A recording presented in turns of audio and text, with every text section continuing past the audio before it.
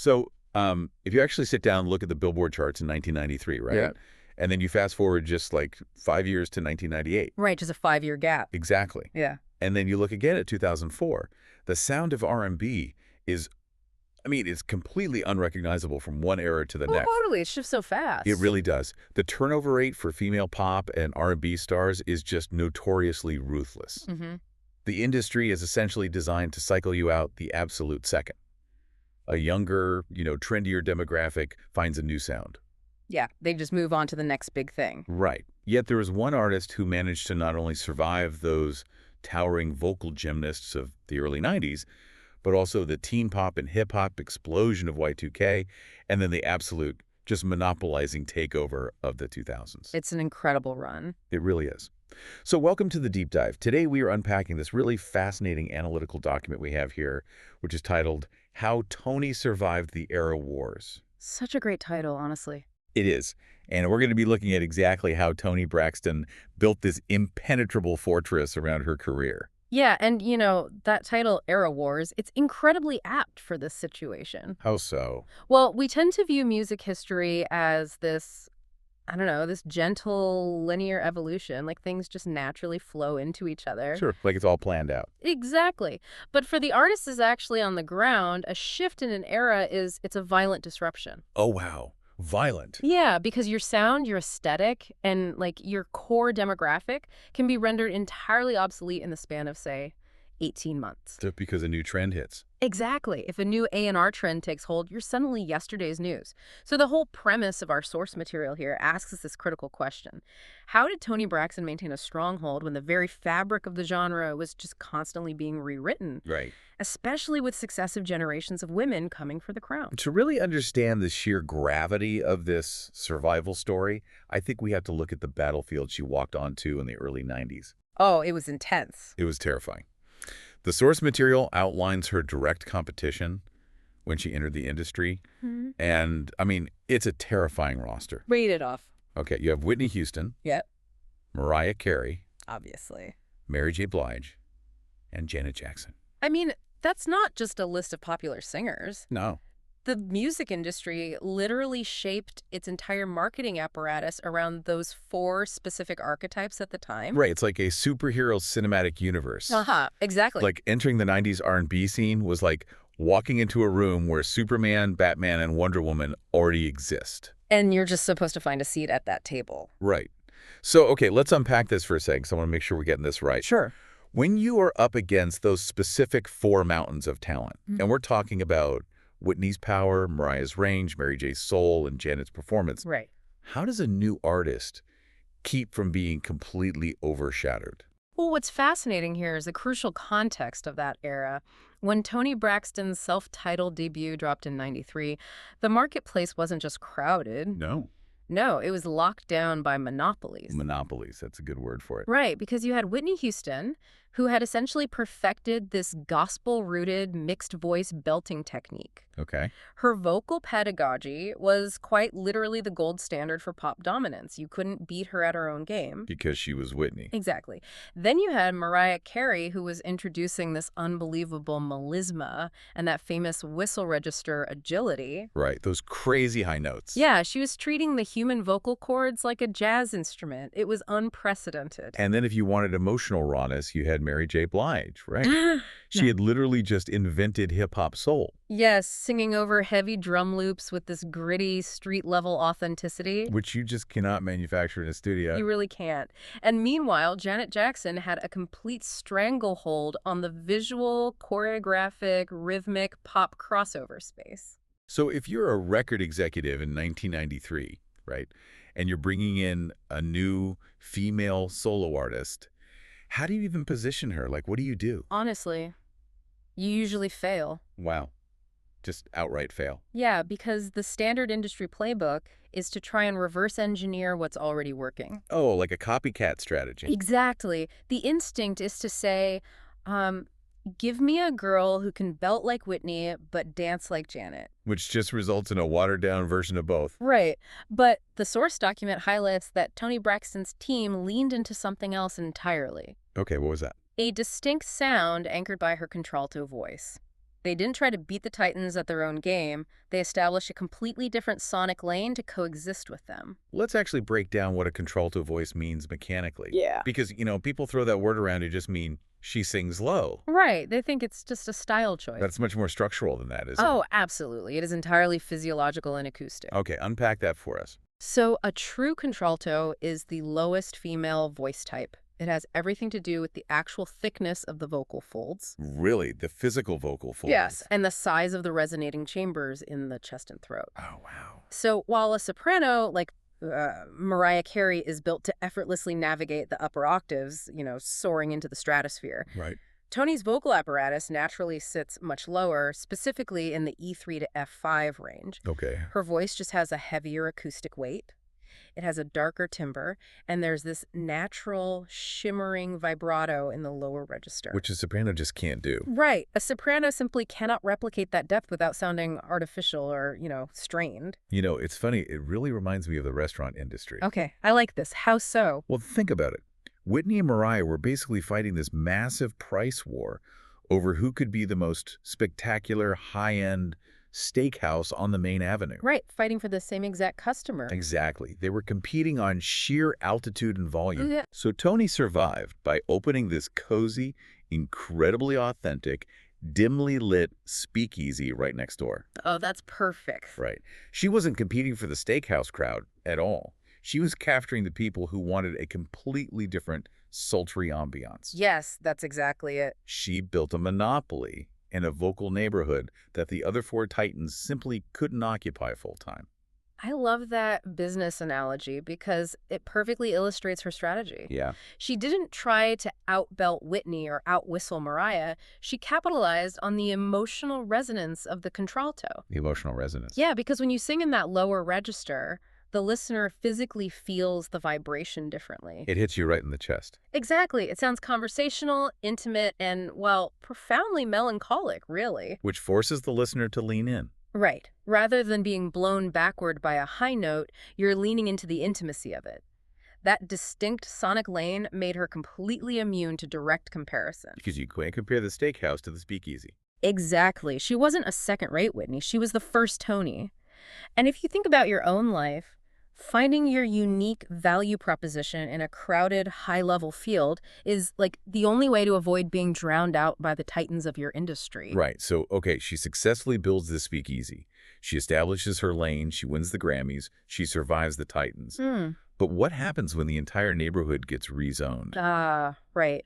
The shift. Because surviving the titans is one thing, but what happens when the industry shifts entirely underneath you? It's the scariest part of the business. The source material details this massive industry shift in the late 90s and early 2000s. Right.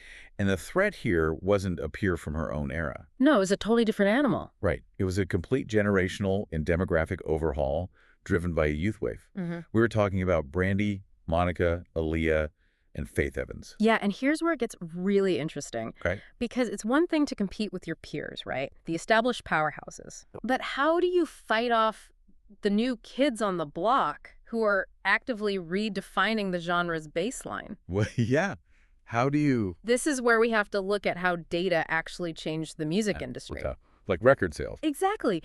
In the 90s, the implementation of Nielsen's SoundScan completely revolutionized how Billboard tracked music sales. Oh, right, because before that, it was just people calling record stores and asking what was selling, wasn't it? Yes, it was highly inaccurate. But with SoundScan, for the first time, record labels had hard, undeniable data showing that teenagers were driving album sales far more significantly than they had previously assumed. So they realized the teens had the buying power. Exactly.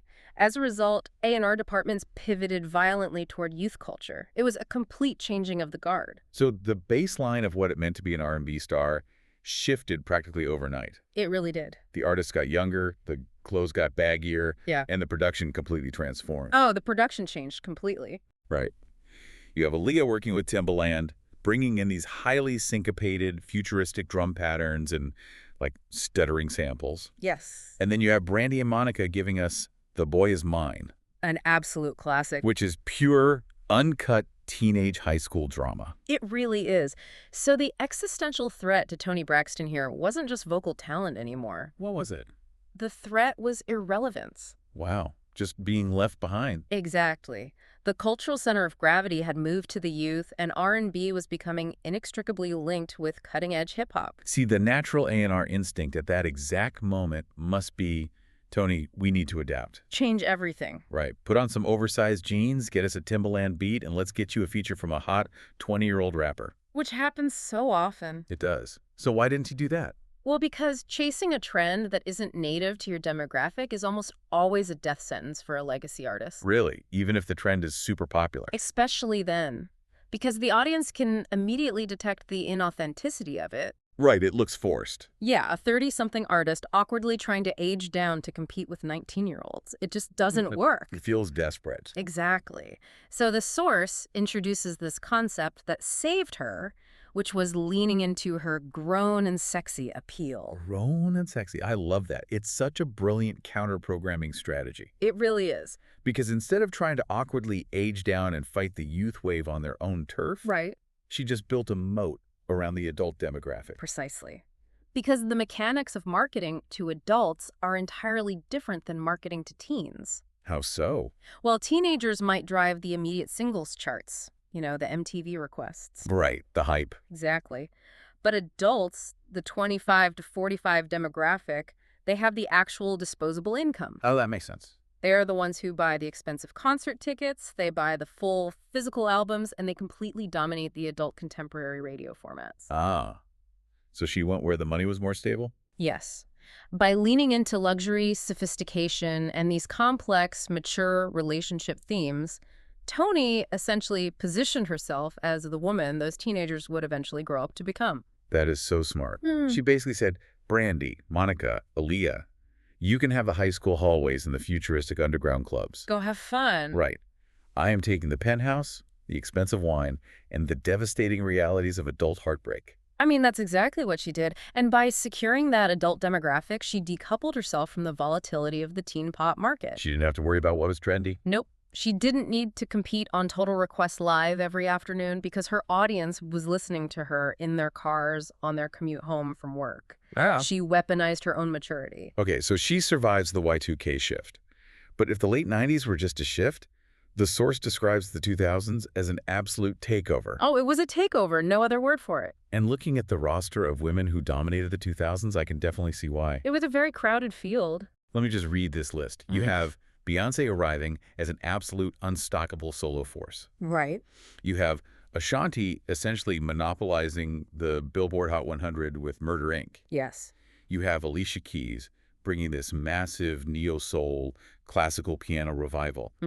And you have Ciara defining this high BPM, 808 heavy, dance-oriented crunk and B era. It's a lot to go up against. How does anyone survive a landscape dominated by a force like Beyoncé or the chart power of Alicia Keys? Well, surviving that kind of landscape requires a lot more than just a distinct voice or a targeted demographic. Right, the old tricks won't work anymore. Exactly. That level of market saturation from new artists requires a highly sophisticated structural survival toolkit. A survival toolkit. Yes, and the author of our document breaks this down beautifully, starting with the music itself. The strategic strike of the song, He Wasn't Man Enough. Oh man, that song. I really want to dig into the mechanics of that track because the text isolates it as a vital anchor for her survival in the year 2000. It absolutely was. Like, how does a legacy artist prove they can still play ball in a landscape dominated by Destiny's Child and Ashanti? Well, step one, you hire Rodney Darkchild Jerkins. Ah, yes, Darkchild. If we look at the musical architecture of He Wasn't Man Enough, it is a masterclass in adaptation without compromise. Okay, explain that. How did she adapt without compromising? Well, Darkchild's production style at the time was ubiquitous on the radio, right? Oh, it was everywhere. It was characterized by these jittery, chopped-up drum loops, highly syncopated rhythms, and these aggressive, plucked strings. It was very urgent. Very urgent, staccato, and it demanded immediate attention. But the vocal delivery is what makes it work for Toni. Exactly. Because she didn't speed up her singing to match that frantic beat. No, she didn't try to rap sing it. Right. She laid her heavy, simmering contralto right over the top of those frantic drums. Yes. And the subject matter remained fiercely grown and sexy. That's the key. She's not singing about some high school crush. No, she's confronting her husband's mistress. With this chilling, unbothered adult confidence. Yes. It was edgy enough for mainstream radio, so it fit in with Destiny's Child, but mature enough to keep her core audience totally intact. It's brilliant. It was a necessary proof of life on the contemporary chart. Right, showing she could still do it. Exactly.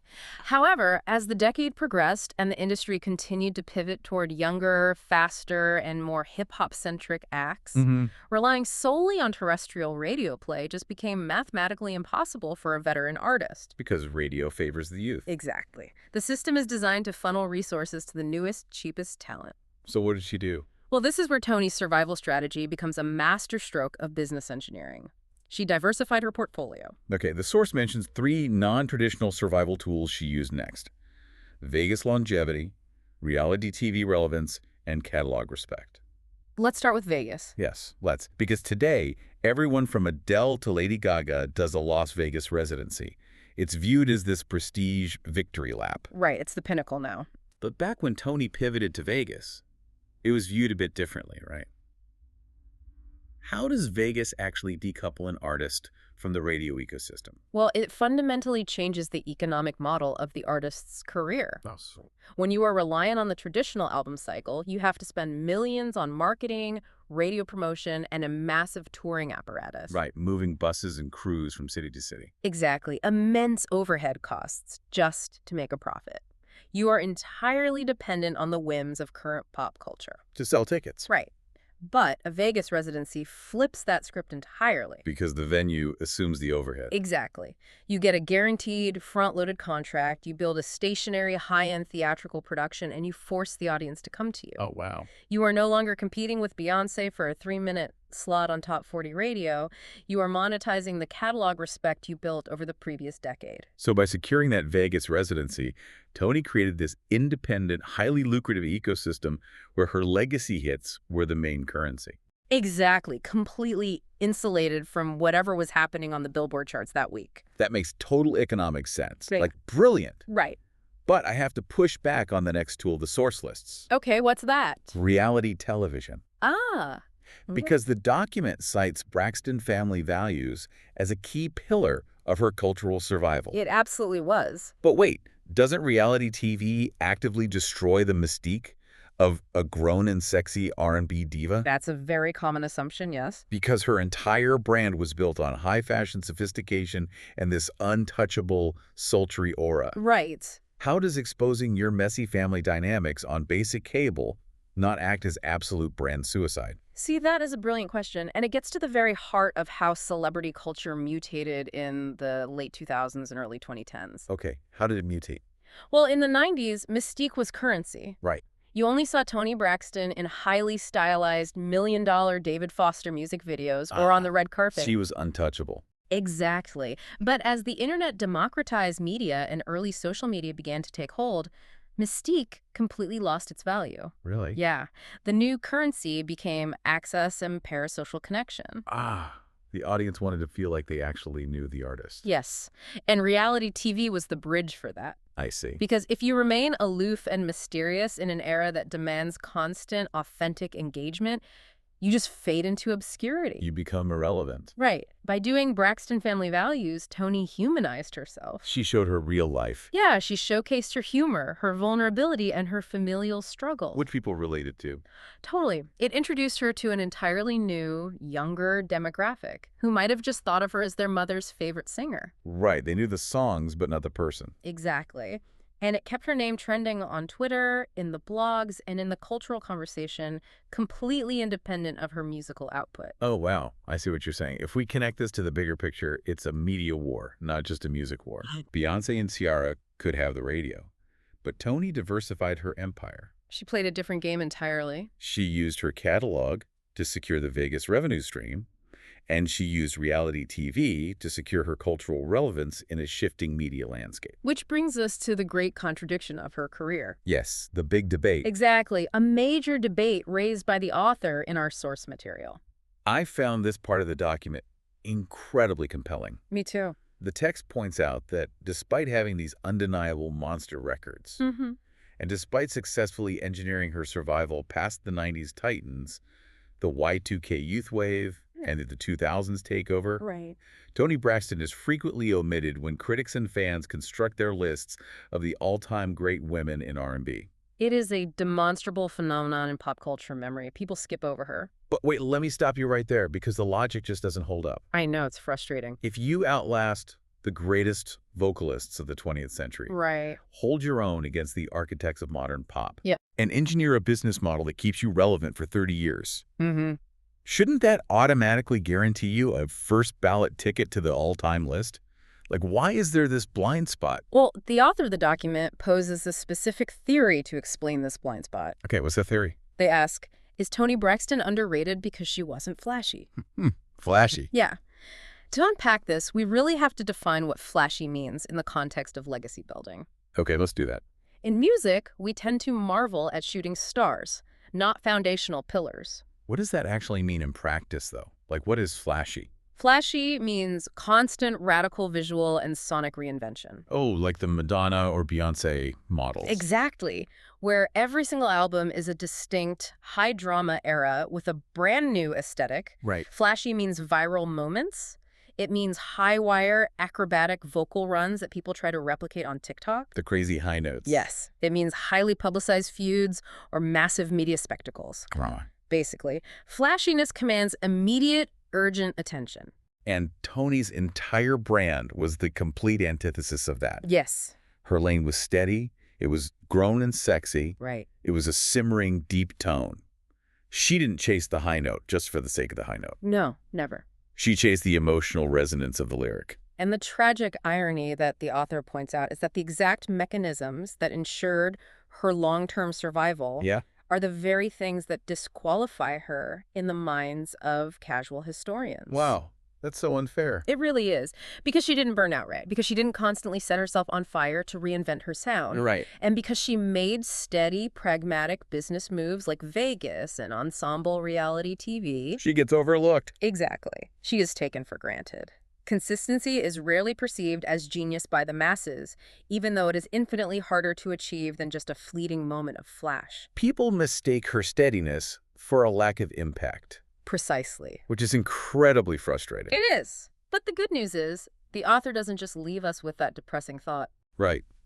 To actively prove her undeniable impact, the source material introduces this brilliant thought experiment that I love. Yes, the final test. It demands we look at her music mechanically. They call it the Toni-coded test. I love this section. This is where we really get into the molecular structure of her hits. So what's the premise here? The premise is simple but rigorous. The question is, can anybody else sing this song and make it work? I love this. So the author asks the listener to actively play along. And they throw out 3 specific scenarios. Like swapping some of the greatest artists of all time into Toni's biggest hits. So let's run the simulations. Let's do it. Scenario 1. Could Mary J. Blige sing Unbreak My Heart? Okay, if we look at this mechanically, Yeah. Mary J. Blige's superpower is gritty, unvarnished emotional realism. Absolutely. When she sings, she often sings slightly off the grid, dragging behind the beat to emphasize the pain. She's the queen of hip-hop soul for a reason. Exactly. But Unbreak My Heart is a completely different architectural structure. Right, it was produced by David Foster. And David Foster is infamous for his massive, sweeping, theatrical pop R&B arrangements. He builds walls of sound. Yes, he does.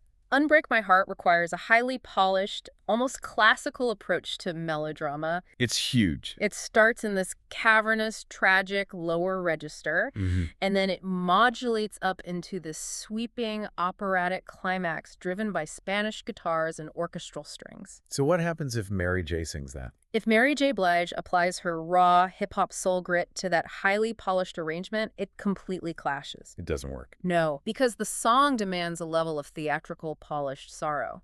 Mary's street-level authenticity would actively fight against that production. It would lose its cinematic scale. Exactly. It's like trying to put a diesel engine in a luxury sedan. Oh, perfect analogy. It just doesn't fit the chassis. Exactly. Okay, scenario 2 from the text. Could Beyoncé sing 7 whole days? Oh, this is a fascinating mechanical comparison. Right, because we know Beyoncé has limitless vocal power. Limitless. But her delivery is highly percussive. Yeah. She attacks the beat. She uses her voice almost as a rhythm instrument, hitting notes with incredible force and agility. I would actually take that a step further. Beyoncé's instinct is to conquer a track. Yes. Conquer is the right word. But the genius of 7 Whole Days is in the exhaustion. Oh, completely. The song is written in this languid, swaying 6/8 time signature. It's a slow, smoldering burn. Yep.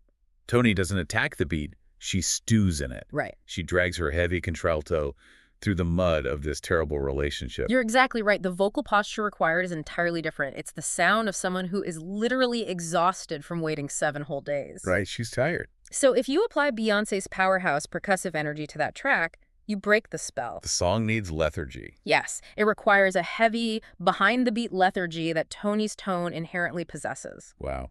Okay, final scenario from the text, and I think this is the most telling one. Okay, what is it? Could Mariah Carey sing Breathe Again? Okay. Mariah Carey is the absolute architect of the ethereal, floating vocal style. Right. Her voice is defined by its airiness and its unbelievable agility in the upper registers. She dances over the melody. She floats. Yes.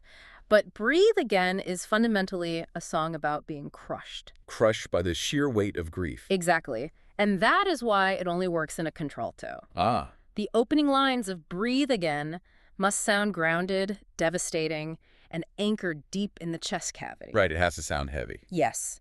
If you try to make that song airy, acrobatic, or melismatic, You lose the emotion. you completely undercut the suffocating reality of the lyrics. Because Toni anchors the song in a dark, earthy reality. Exactly. Mariah's physiological vocal tendencies would lift the song up into the stratosphere. But Breathe Again is a song that needs to stay buried in the dirt of heartbreak. That is so well said. It needs to stay in the dirt. Wow.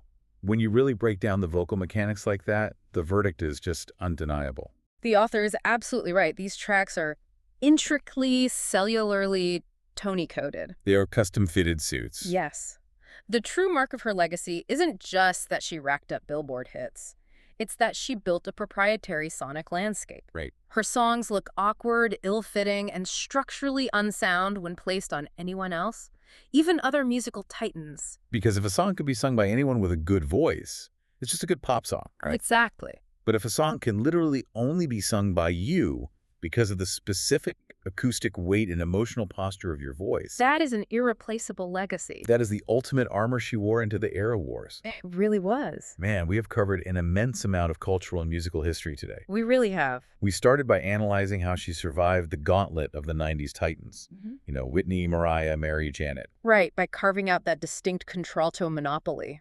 The speakeasy. Yes, exactly. And then we examined how she navigated the Y2K youth wave by counter-programming this grown and sexy demographic moat. Securing the adults with the actual money. Right.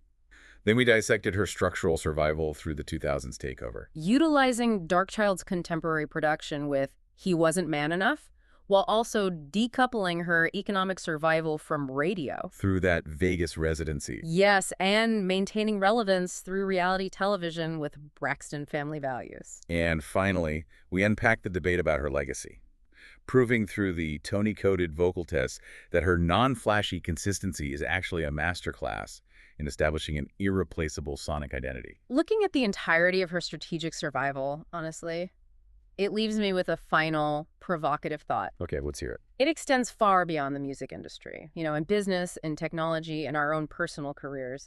We are constantly taught that adapting to a new era requires changing who you are to match the current trend. Right, we're told to pivot, rebrand, become chameleons. Exactly. But Toni Braxton survived 3 hostile generational shifts by doing the exact opposite. She stayed the same. She survived by making her art so intrinsically, stubbornly her own that it couldn't be replicated. Wow. So it raises the question, is it possible that the greatest survival tactic in a rapidly changing world isn't adaptation at all, But what? but rather absolute, unapologetic stubbornness in holding on to your distinct identity? That is a profound concept to mull over. Yeah, isn't it? Truly. Whether you are trying to survive the corporate ladder or just figuring out your own creative path, Right. find your distinct sound, your unique value, and stubbornly refuse to let the shifting eras wash it away. Absolutely. Thank you so much for joining us on this deep dive. I highly encourage you to go fire up some of those classic Toni Braxton tracks today. Listen closely to the acoustic weight. Yes, the phrasing and the sheer survival instinct embedded in every single note. You might just hear the sound of an absolute master at work.